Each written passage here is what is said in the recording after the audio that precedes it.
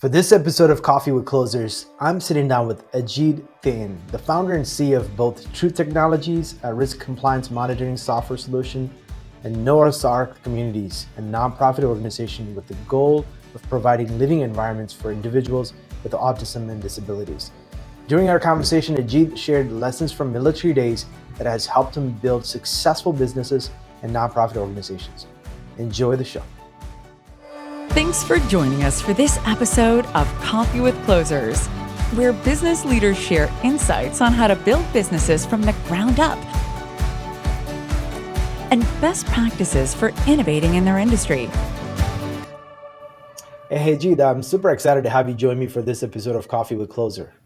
I'm glad to be here. Thank you. Most certainly. Well, obviously, every entrepreneur has an interesting story of how they overcame obstacles to become an entrepreneur. I'm sure you have something very similar to share. So can you share with our audience a little bit about your journey of becoming an entrepreneur? Yes, it is an unlikely ending of the journey to become an entrepreneur because from the start, I was not meant to be an entrepreneur, I would say. I came to this earth probably from another planet at a time that was not an ideal time. I was born in 1944 in the country of Luxembourg that was occupied by Germany, and it was not a very good regime to be in there. I was born in a relatively poor family as seventh child. So that gives you already a basic understanding from where I had to start. The times were not good, and the family were rich in children. So getting from there, there was no plan to become an entrepreneur. The plan was rather to get out there, grow up a bit, and make money. At that time, high school was even a paying service. You had to pay, which was a challenge for my family. I actually got in there, meant to spend only half of the time there, and then get out and earn money. Then someone in the teaching world thought I should continue. I was lucky. There was a special circumstance that helped me get that going. I got a stamp collection from an elderly gentleman once when I was 9 years old, and those had some value. I sold them so to be able to finish my high school. When I was done there, what else could I do? I wanted to be an architect, but that was, again, very expensive.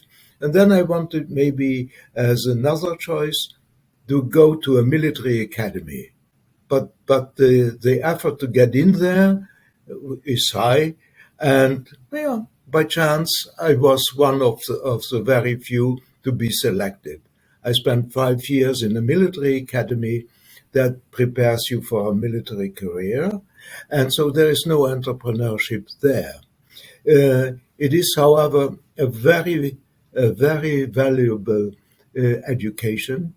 I have an American friend who went to something similar to West Point, and he coins a nice statement that it is not good to be there, but it is good to be from there.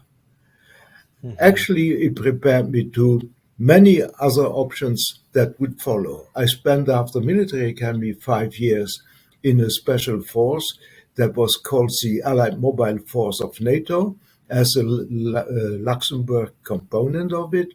And after 5 years of that, I joined the Crown Prince of Luxembourg as Chief of Staff. I also went to an American defense school, the Defense Information School. So now I had changed my uniform to a more diplomatic role. And I stayed in that role for 15 years before then going to New York to lead our office, the Luxembourg Office of Economic Development.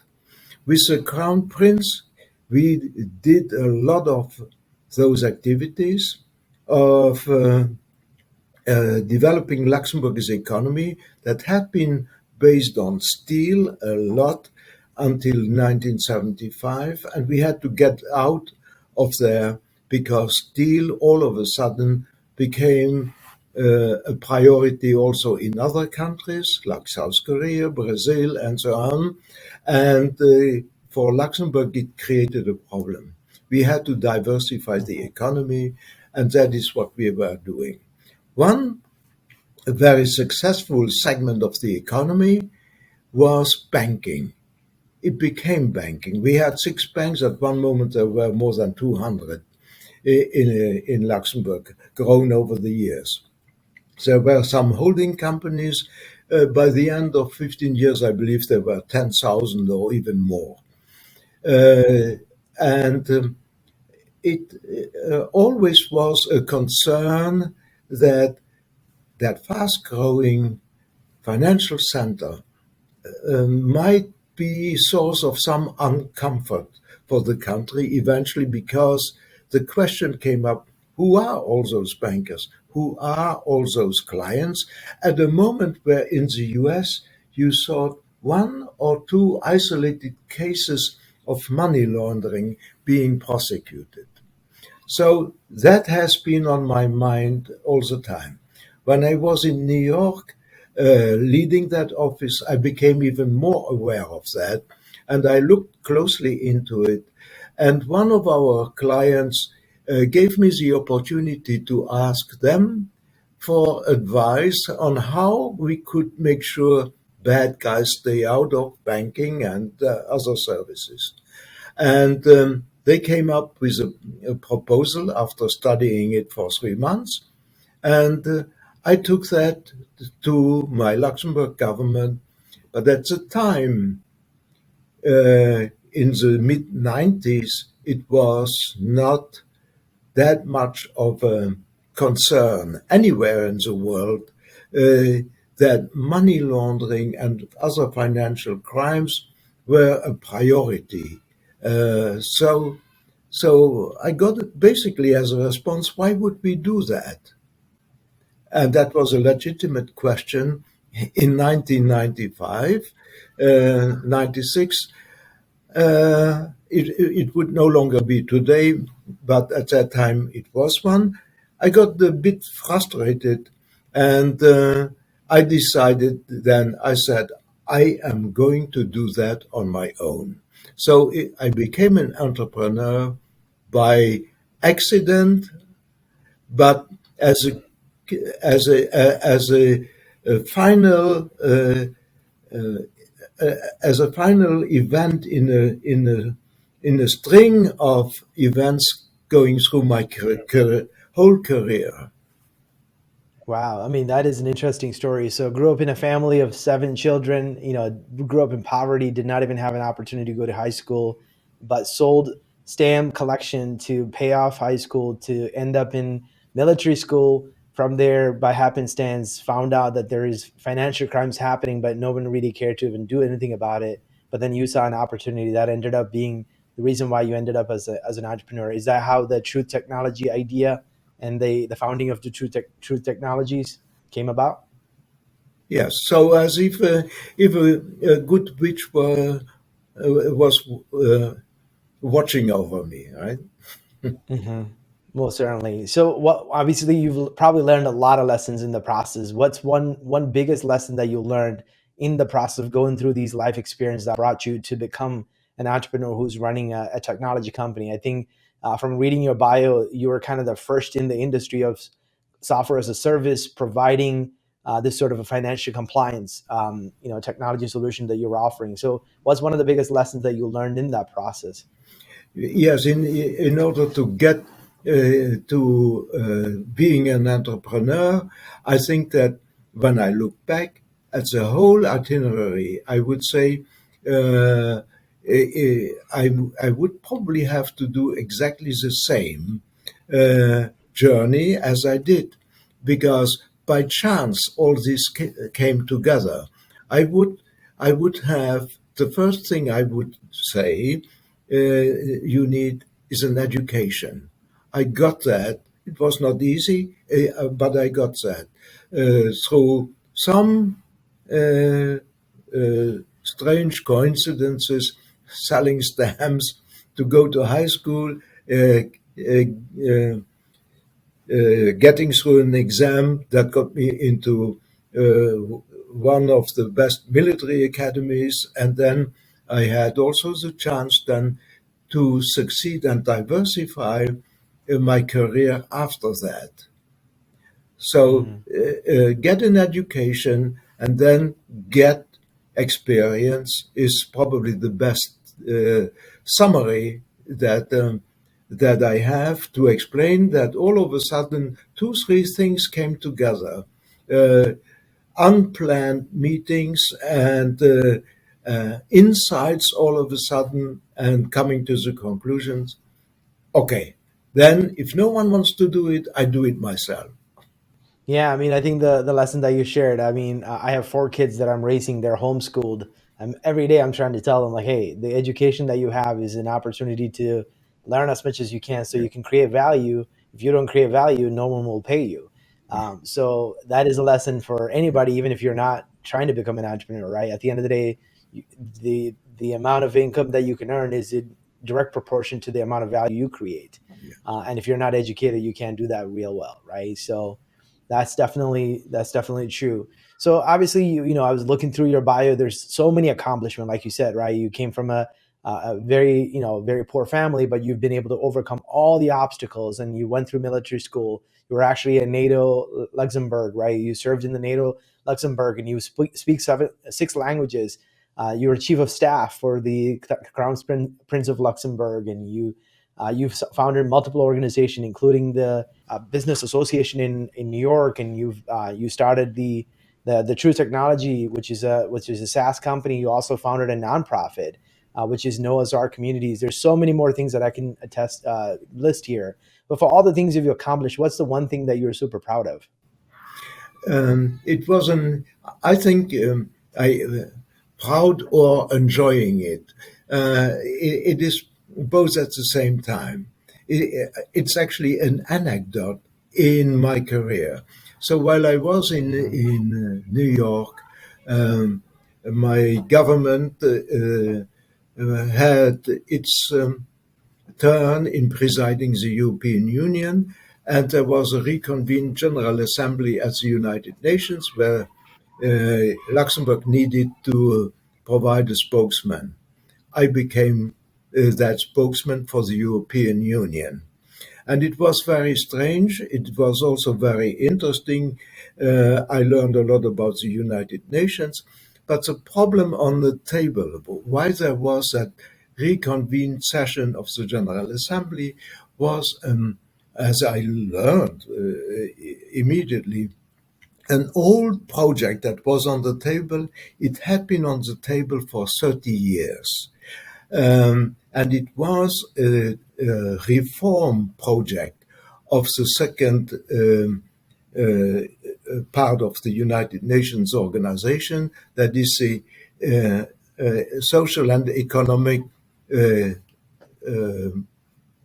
part of the organization.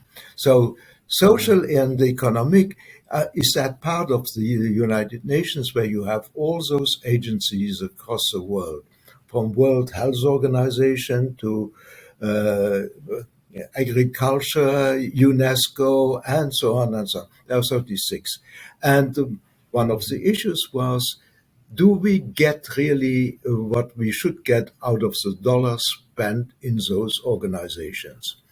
And it was quite amazing, almost funny, to see that for 30 years uh, a solution was proposed, was on the table, and and there has to be unanimity in that council or economic and social, there has to be unanimity. And basically, the world was split into two. 77 on one side, mostly with Soviet Union obedience, and then the Western countries. And to summarize, I would say is that one side had two proposals that, of course, could not be accepted by the other side because they came from their side. And this side also had two proposals that, of course, could not be accepted by the other side. I figured I had to learn to understand how is that possible, because every year, 30 years in a row, that same document got on the table. People were discussing during weeks and could not agree. So I started being part of informal meetings on the margin of it, and my concern was I always want to get to a goal. How do we get finally after 30 years? That's a joke in any organization that you cannot agree. And one of the meetings, I was sitting at one corner of the table, and on the other side, the Russian representative. And I made a joke with him. I said, really, do you think our side's proposals are so outlandish that you cannot live with it? And he said, honestly, no. There's no reason why we don't agree. And I said, honestly, your other stuff, why wouldn't we agree? And after a while, the thoughts got matured, and it's almost a practical joke that we did, is that we agreed I would bring up his two proposals as our side's proposal, and he would take ours and bring those. So many people got confused because of 30 years of the same thing, and I was elated because almost a practical joke made it happen that year. There wasn't agreement. That's crazy. I mean, I think we might need some creative solutions like that today, with all the craziness that's happening with Russia, Ukraine, and all these Western countries that are just on the border, not making any decision. Right? Sometimes a whole lot of talk, but no real action. Yes. Right? And we as civilians stand and watch, and we wonder, why aren't these leadership doing more? Which brings me to more of a leadership question, because you've been in the military world, you've been more of a diplomat, playing that role across multiple in UN and other official roles, right? And then obviously now you're working as a private sector citizen, building a SaaS company and also running a nonprofit. So what are some leadership lessons you learned from the military world that it became extremely useful in your private life and in building a private company?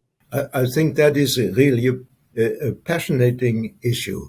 A military academy, I spent 5 years in there.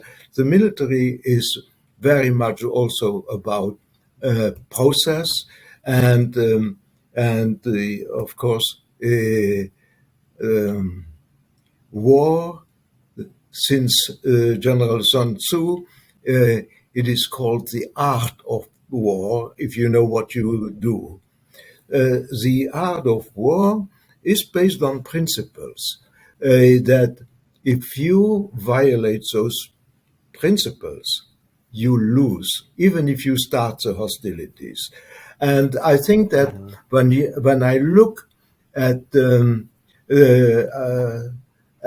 private business and actually MBA courses, I gave some courses in an MBA program at the university where I am a trustee.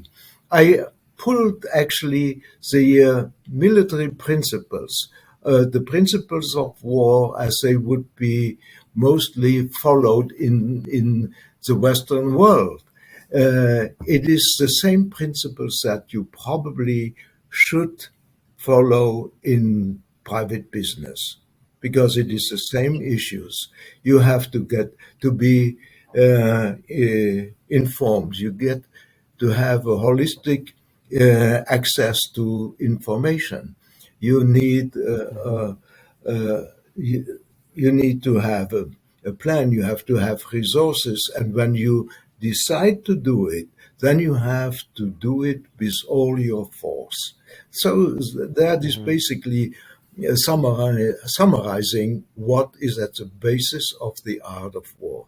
It's the same in a private company, and that is probably one of the things that you can actually learn in a school or in an MBA program, or a military academy, and you will be amazed if you go into the real world of business out there, how often you see that it worked or that it failed because one principle was violated.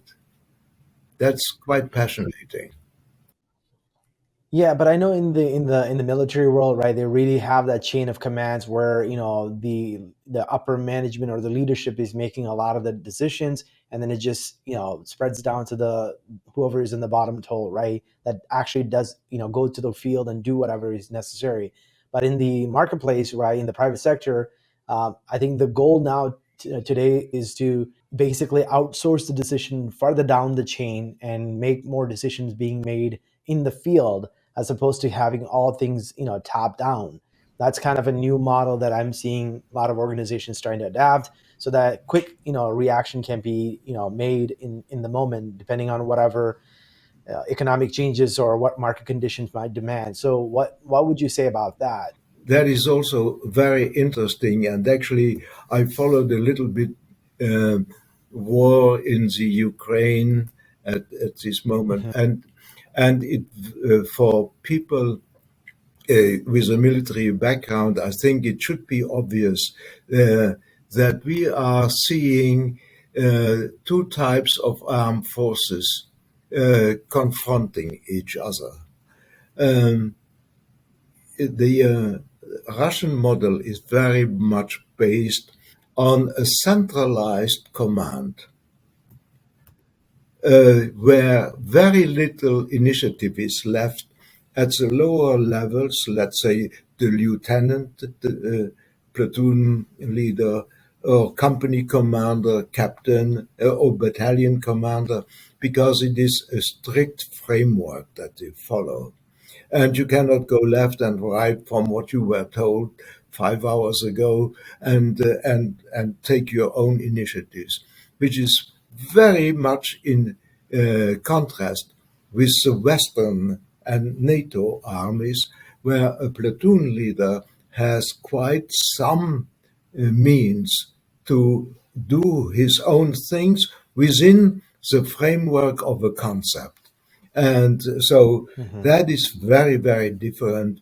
And I think that is very visible what we see here, because Ukraine, who is an underdog in that fight, applies what would be the standard in the Western world, whereas Hmm. others don't, the other side doesn't, and which is then actually an explanation why all of a sudden one general dies and another dies and another dies, because when things get stuck, those who don't want to delegate initiative further down, they have to come up, go see what doesn't work, and run into a sniper's fire. That is actually probably the basic communist philosophy that is the same in a centralized economy, where down the road people get discouraged. Yeah, I mean that's a good lesson even in the private sector as well, right? Because if you all you have permission to do is whatever you're commanded to do, then you have no, you're just a robot just taking orders, and you feel like you add no value, your opinions don't matter, your creativity has no value, right? Then you just do the duty, and not with the devotion that is required to make the company move forward. And I think that's Yes. why, even like you said, the underdog is really winning, even though they don't have all the resources or the support or any of those things. But Yeah. I think they do It have a is. great leader, right? Giving them a big vision of the freedom in the future that the country need. But I think they're just taking that vision and just applying it in the field and just fighting for their lives and so committed to it. And even without all the resources that they may need. Yeah, absolutely. I think it is really an illustration of that. Most And the certainly. So, lesson for private and the lesson for private companies, if you don't give initiative at the smallest incident, people say, "There's nothing I can do. I have a flat tire. Now I have to wait for orders to change my tire." mhm. Yeah, that time is money, and if you do that, and Yeah, obviously you're risking your entire team that's behind yeah, you. So obviously you've learned a lot of life lessons. I think the current company that you're running has been around 28 years, so there's probably a lot of ups and downs and lessons you've learned throughout that process. So one question that I have is obviously about decision making. As entrepreneurs, we have a lot of critical decisions to make about which market to go after, what product to promote, and what price to charge, and who to hire, and all these different things, right? So all those critical decisions do matter for a company's future. So is there some sort of a decision making framework that you follow? If so, is there anything you adapted from having worked in the military world that you bring into your business as well? Yes, certainly there is a lot to take away from the military side into the new world. But at that new world, I was totally, well, not totally inexperienced, but to a great deal had never worked in I did economic development. I was aware of difficulties and problems to solve. I did not expect all the ones we had. It was also something very unique because the idea of compliance becoming an important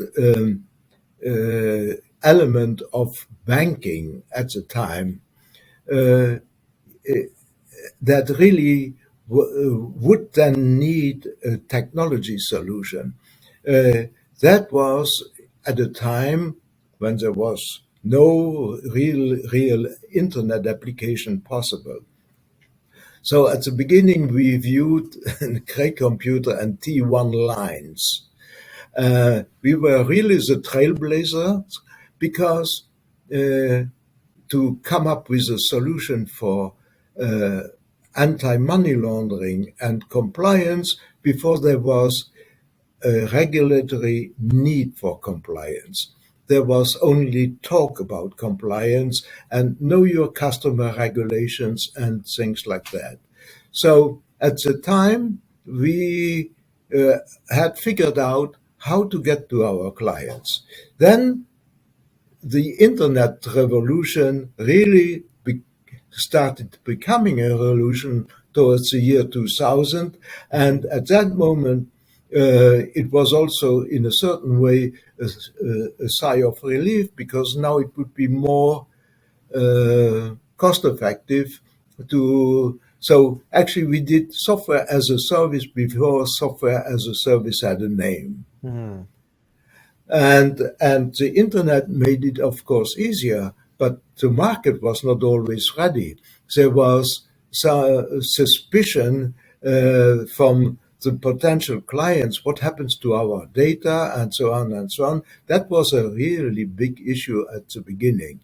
So also, as a as a service that did not yet have the name of software as a service, we were international the the moment we went online. And then we had very little uh, examples of companies who did something similar. Mhm. We had to invent also the way to go to market. So we were tapping a little bit in the dark. with the time, of course, it became much easier, and we could fall back on classic models of going to market, build a sales team. But at the beginning, it was not just a technology solution that had to be invented and developed. It was also how do we deal with that thing called internet? Mm-hmm. Yeah, I mean, what you described is also a big problem. Most businesses that are brand new coming and creating a brand new category that never existed before, right? Like there was, people were doing things in one way. Now you're introducing a completely new concept of how you can do things differently. And when people are not aware of it, they're less likely to try it. When they're less likely to try it, the new business ideas never really succeed. But obviously, you've been around 20 years, so you've done something right to stay afloat and to grow and to stay, right? Because if you look at, Friendster was too early in its internet stage. Not everybody had internet access. Friendster was a great concept, nothing different from what Facebook was doing, but it was too early and people did not adapt, so it didn't catch the fire. So, like you said, coming into a market, nobody knew what a software as a service was. You created a business category that never had any need for until people started to even have access to internet and do trade online and do making financial decisions and transactions online. That's when it almost became a necessity, right? Know your customer and know what who are they, who am I dealing with, right? And what kind of financial things are they doing with the money that they're sending across the globe. And then now you have a reason to have a platform or technology that can monitor compliance, right? Then that you can make sure that if you're sending money across the globe, that it's going to the right people and that you're not funding some terrorist organization. Yeah, Most absolutely. Yeah. most certainly. So obviously, you're running a nonprofit organization. Do you want to speak a little bit about the nonprofit organization and where the idea came from for this Noah's Ark communities? Yes. So Noah's Ark Communities is a charitable organization. So in the U.S. Called the 501c3 charitable organization, and where the goal is to build communities. They look as a small village where there is housing for people with developmental disabilities. One focus would be certainly the autistic spectrum, Down syndrome, and so on. In most cases, at least in the US, you have that problem that that most in almost all the cases, it is the parents who are the caregiver. And and of course, in many cases for these individuals, there is a hope to get to a certain independence, hopefully a complete independence, but it needs time to get there. In any case, the caregivers have to be worried about their children because if they are caregivers still at 30, when the child is 30, 40, and so on, so those children live the normal life expectancy. What happens when the parents die? It's quite a problem that is to a great deal unaddressed. I got there because I have a son who probably fits into one of those categories of higher functioning or autism. Mm-hmm. However, at age 15 or 16, unfortunately, something dramatic happened. He got abused and had to be hospitalized and so on. And he, at that moment, it became clear he will not be able to live his normal life. Mm-hmm. I think that we as parents were flexible enough and savvy enough to get that situation addressed. So even today, our son David would be fine without me doing something else.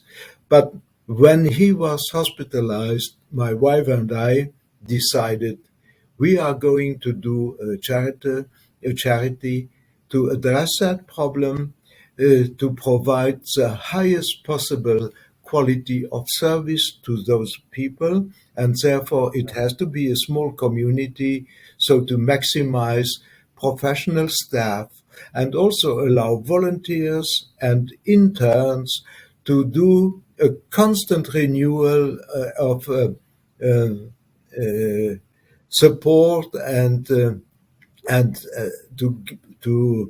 make sure that everyone in that community gets to his highest level of independence. That was the origin. We hope we got some support. Unfortunately, when we got started, COVID-19 broke out a little bit later. We got support from Goodwill, that is a charitable organization that does a lot already, mostly for employment. And we got also the report from the Dan Marino Foundation that is a program to help people with disabilities to get trained for a job, to get into competitive jobs. Mm-hmm. Yeah, I mean, it seems like a very rewarding a cause that you are, standing behind, and I wish you all the best with that venture for sure. Yes, I should mention that obviously Truth Technologies is an engine, among others, to support that charity in the future. That's awesome to hear that. Obviously, I can sit here and talk to you for hours about our life experiences and things that you've learned and lessons for other entrepreneurs. So knowing what you know today, what advice would you give your younger self? To myself, being younger, first of all, that is a very tempting idea. If we could arrange that, so some sort of time travel, that would be great, actually. I could use some more years. Yes. I would say that I should have started some initiatives earlier. But otherwise, I think that I am convinced that it is a set of unusual circumstances to get me from where I started to actually become an entrepreneur. And all those were indispensable. You cannot plan for this. You cannot arrange for this. It has to happen. And probably, I would say, maybe Yogi Berra would be an adequate advice that I would give myself. When in life you come to a fork in the road, take it. Mm-hmm. What you just mentioned is what I usually call the divine appointments, because we all have divine appointments that are created by God in whatever circumstances in life, right? But I think you have to just pause and think about whatever that, whoever the person that you're meeting with or interacting with, some along the way, right? You might have a reason why you met that person. Like you said, yes, sometimes I get that impression that who arranged for all this? Mm-hmm. Yeah. Exactly. Yeah, like you said, unusual life events that brought you to who you are today, to start a private company that's a SaaS company as well as a nonprofit that you're running. Well, I really, really, Egide, enjoy this conversation. Thank you so much for sharing your wisdom with with our audience. And thank you so much. Appreciate your time. I certainly enjoyed it as much as you. Thank you. Thank you. This episode of Coffee with Closers is brought to you by One IMS, a leading digital marketing agency helping businesses win new customers. To request a free marketing ROI audit, please visit oneims.com. If you enjoyed this video, please share it. To make sure you never miss an episode, please subscribe.